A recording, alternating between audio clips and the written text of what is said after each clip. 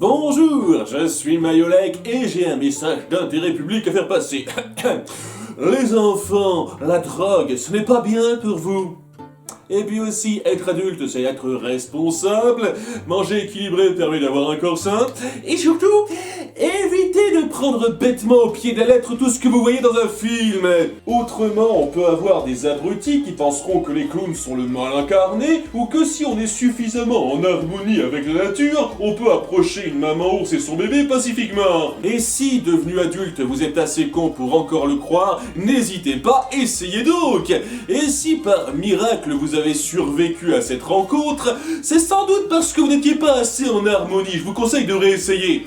Darwin vous en sera très reconnaissant. Oui, Disney est parfois décrié pour faire passer des morales niaises, voire réductrices, et totalement hors du monde réel. Et s'il est clair que parfois c'est le cas, la gravité de la chose dépend un peu du spectateur-récepteur. En grandissant avec un peu de jugeote, on arrive à faire le tri entre le fictif et le réel, et à tirer bon parti des choses qu'on peut nous enseigner. Ce sera selon la personne, bien entendu. Par exemple, dans Aladdin, certains retiendront peut-être un message de jugement sur le faciès commun à beaucoup de films Disney, où le méchant doit avoir une sale gueule et le gentil être beau gosse. D'autres déploreront qu'on ramène le seul rôle féminin important majoritairement à une fonction de trophée. Et si je ne nie pas qu'il doit exister quelques esprits faibles qui ont été mal influencés en ce sens, personnellement, Aladdin représente surtout la toute première notion de compréhension de la relativité des choses qu'on m'ait inculquée. Du haut de mes 6 ans, avant de voir ce film, je trouvais que chaque vol était un acte déplorable et impardonnable. Mais ça a été la première fois qu'une histoire m'a fait comprendre qu'il n'y avait pas d'absolu et que certains actes dits répréhensibles peuvent être justifiés selon leur gravité et la situation. Bon, je ne m'étais pas fait cette réflexion avec ces termes-là précis, mais vous voyez ce que je veux dire. Tout ça pour souligner particulièrement la subjectivité du top 10 que vous allez voir. L'importance et la signification d'une morale dépend vraiment de l'œil de celui ou celle qui y assistent. Et les morales que je vais lister sont celles qui, à mes yeux, ont eu le plus d'impact positif. Parce que, pour tout ce qu'on peut leur reprocher, les morales Disney ne sont pas toutes si niaises que ça, et certaines sont particulièrement méritoires. Comme d'habitude, on ne s'intéressera qu'aux films animés, et ne vous attendez pas à voir les bons vieux classiques du sois toi-même, la famille c'est important, et il ne faut pas juger un livre à sa couverture. C'est très louable comme message, mais on nous les a tellement fait bouffer qu'ils ont un petit peu perdu de leur saveur. En tous les cas, en avant pour le top 10 des meilleures morales Disney.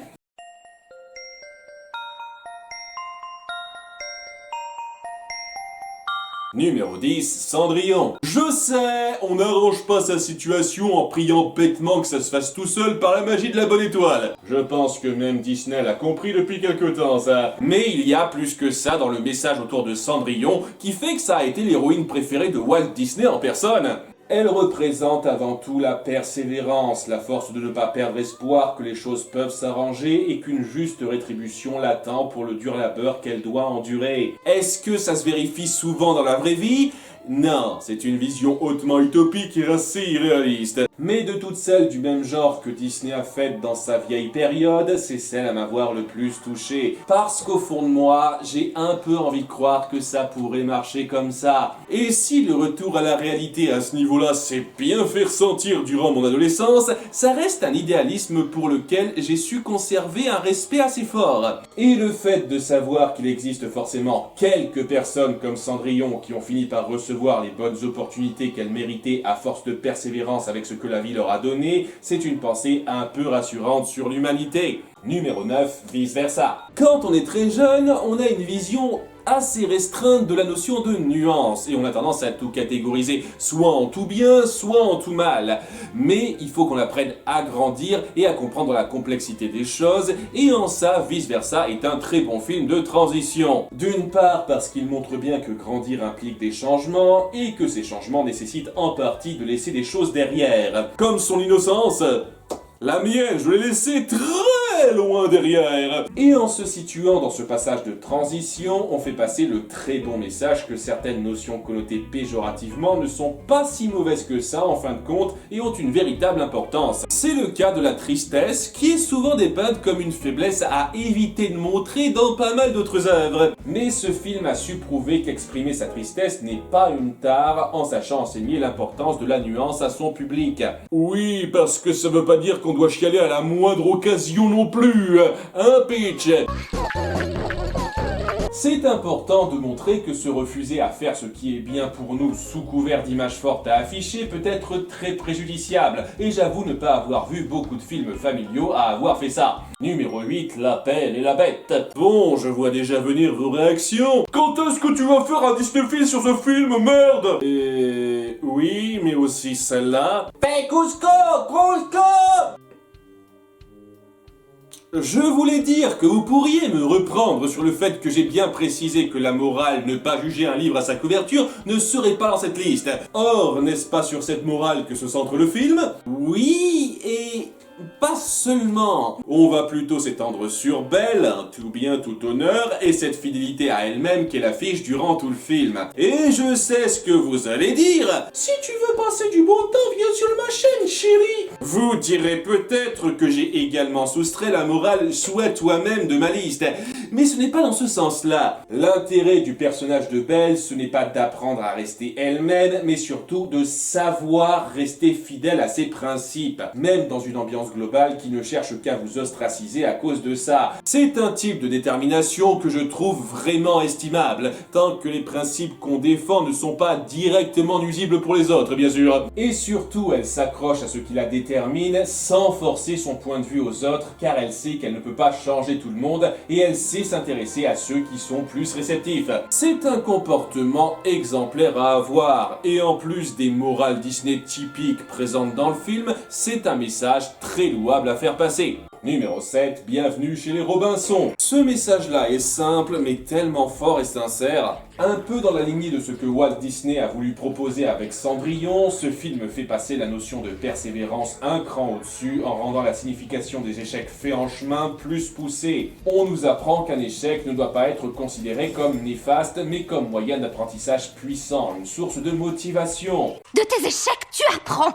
De tes succès, pas autant. Et c'est justement grâce aux échecs qu'on a expérimenté avant que nos succès apportent une véritable satisfaction. Bon, je reconnais qu'on nous rabat un peu les oreilles avec ce message dans ce film. Il faut aller de l'avant. C'est une technologie beaucoup trop avancée pour moi. Il faut aller de l'avant. Aller de l'avant.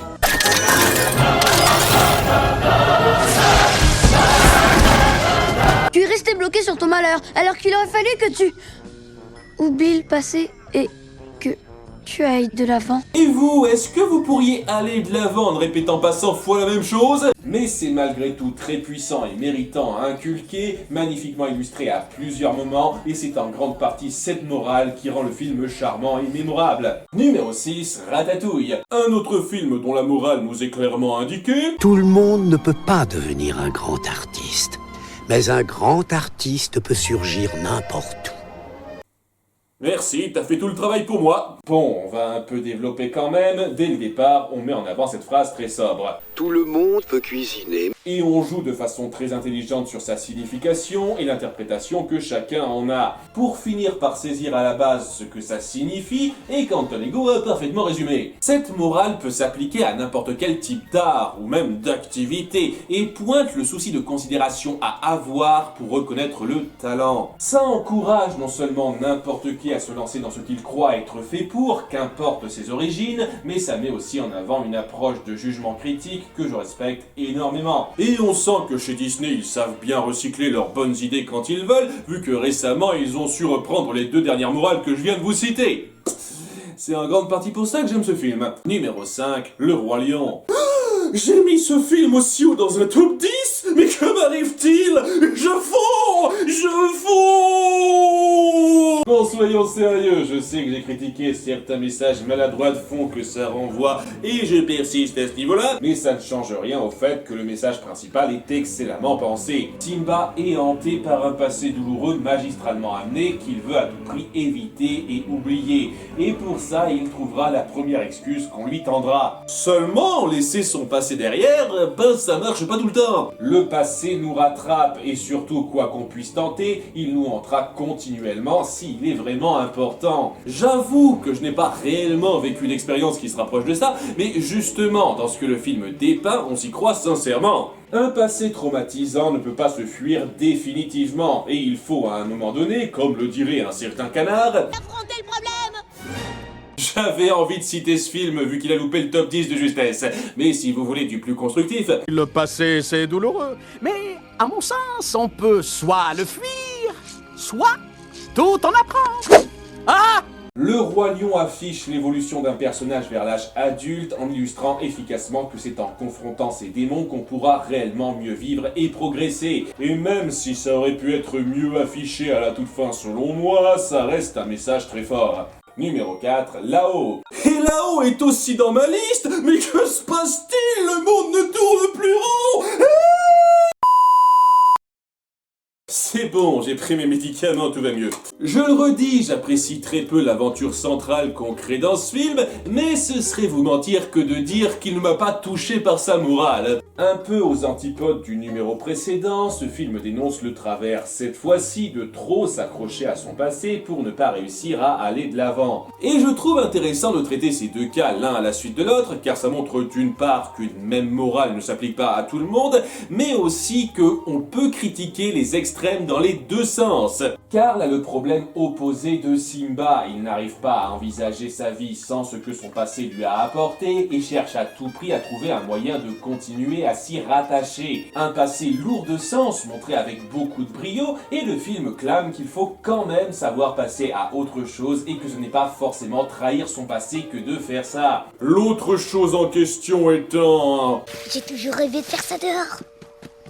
Assez décevante, mais ça ne ternit pas l'essence même du message. Et le fait d'avoir pris un senior en plus de ça au centre de ce message montre qu'à tout moment de sa vie, on peut se créer de nouvelles voies. C'est une très jolie morale qui tourne autour d'un personnage parfaitement choisi. Numéro 3, les mondes de Ralph. À ceux qui disent que seul Pixar peut faire des morales qui se rapportent à la vraie vie véritable, je vous présente ce film. Ralph est dans une situation où on lui alloue un rôle qui ne lui plaît pas, mais où il finira par se rendre compte qu'il ne peut pas le quitter comme ça sans conséquences assez graves. Et ça correspond beaucoup à la vie professionnelle de pas mal de gens. Beaucoup ont un job pas très épanouissant et ils ne peuvent pas se permettre de s'en défaire parce qu'ils n'ont pas d'autres portes de sortie. Car en dépit de ces histoires inspirantes de gens qui atteignent leurs rêves à force d'ambition et de persévérance, nombreux sont ceux qui ne s'y reconnaîtront pas. Parce qu'il leur manquera soit le rêve, soit l'opportunité, soit les capacités correspondantes. Donc, il arrive assez souvent qu'on soit assez forcé de servir une fonction qui ne nous apporte pas une vraie satisfaction. Mais ça n'a pas à être une fatalité à 100%. Ce que nous enseigne le film, c'est qu'on peut accepter son train-train quotidien irrévocable en sachant en tirer le meilleur parti. En améliorant ses conditions de vie au sein de ce quotidien, en tirant profit de ce qu'on peut faire à côté, que ce soit de nouveaux liens, de nouvelles découvertes, ou le porno. Ça marche énormément pour moi. Ralph représente le travailleur moyen enfermé dans sa fonction et démontre qu'on peut atteindre une certaine plénitude malgré ça. Numéro 2, Cars et Cars 3. Le message étant que quels que soient vos fétiches, il y aura toujours quelqu'un pour dessiner dessus. Je suis toujours ébahi que ça existe. Mais bon, en dehors des produits dérivés faciles et du hentai discutable, car ça a apporté une morale assez forte à son public aussi. J'en ai déjà parlé dans ma critique du film, ça parle de sortir des sentiers battus dans un sens particulier, mais surtout de la reconnaissance envers les générations précédentes. et c'est poursuivi dans le 3e opus. Flash se doit de découvrir le respect de ce que la génération avant lui a apporté et savoir quoi apprendre d'eux, alors que cette génération doit un peu apprendre à s'ouvrir à la nouvelle. Et ce qui est intéressant dans Cars 3, c'est que notre héros passe de l'autre côté de cette relation, en découvrant qu'il commence à faire partie des nouveaux anciens et qu'il doit à la fois s'ouvrir aux jeunes qui le remplaceront, tout en sachant leur enseigner ce qu'il a appris de son vécu pour mieux les préparer à leur rôle, créant ainsi une sorte de cercle vertueux très touchant auquel assister. Les générations passent et ça ne veut pas dire que tout se reconfigure. Ces films prônent une coopération, une entraide forte entre les aînés et les cadets qui prend en compte les forces et faiblesses des uns et des autres, de façon à ce que les choses se modèlent de la façon la plus saine et satisfaisante. Cars 1 et 3 célèbrent l'entente entre les générations avec une justesse très louable, et c'est l'une de leurs plus grandes forces. Et ma morale préférée est dans Monstre Academy. Vous l'avez sans doute vu venir, mais je n'en démordrai pas, c'est le plus beau message que j'ai jamais vu dans un film animé Disney. Un peu à l'instar des mondes de Ralph, on prend à contre-pied la morale évidente du « si vous y mettez tout votre cœur, vous pourrez réaliser vos rêves ». Ce qui ne se vérifie pas tout le temps. On a un protagoniste qui a un rêve fort, des ambitions inébranlables et qui travaille d'arrache-pied pour atteindre son objectif. Et malheureusement, des fois, ça ne suffit pas. Des fois, on n'a tout simplement pas ce qu'il faut malgré tous les efforts qu'on peut fournir, parce que la vie est injuste et ne nous permet pas de suivre n'importe quelle voie. C'est un retour à la réalité assez rude et très bien amené au sein du film, mais à nouveau, comme dans les mondes de Ralph, ce n'est pas rapporté qu'à une fatalité. Parce que ces efforts qu'on a fait pour atteindre notre but, même s'ils n'ont pas été fructueux, ils ont du sens. Ils signifient une force de caractère admirable et peuvent ouvrir des portes sur d'autres voies qui correspondront moins aux rêves qu'on a eu au départ, mais qui pourront nous satisfaire tout autant. Assez drôlement, ça englobe pas mal d'idées que les morales précédentes ont taclées. La récompense de la persévérance, un sentiment dit négatif peut apporter du bon, ne pas trop s'accrocher à une idée de son passé. Le message de ce film est tellement véritable et puissant, il sait contredire le positivisme naïf tout en reniant le défaitisme à l'autre extrême. Continuez à surprendre le monde. C'est un vrai travail d'écriture qui m'a profondément ému et qui fait que ce film est un Pixar qui vaut le coup. Après, une fois de plus, cela se rapporte à moi. Peut-être que vous, de votre côté, vous serez davantage touché par des morales tout autres qui mettent en avant la famille ou des liens d'amitié. En parlant de ça, il y a un film qui attend d'être traité par mes soins depuis pas mal de temps. À la prochaine, et n'oubliez pas d'être disnéphile. C'est le morceau de sucre qui aide la métine à couler, la métine à couler, métine à couler. Je trouve absolument rien de drôle à dire sur les mangas autour de ce sujet, désolé. Mais je vous invite fortement à faire partager les morales Disney qui vous ont le plus marqué en commentaire, pas forcément Disney d'ailleurs, et je vous donne rendez-vous la semaine prochaine, le dimanche 14 avril, pour une vidéo live à ce sujet. Merci d'avoir suivi, venez nombreux, au revoir.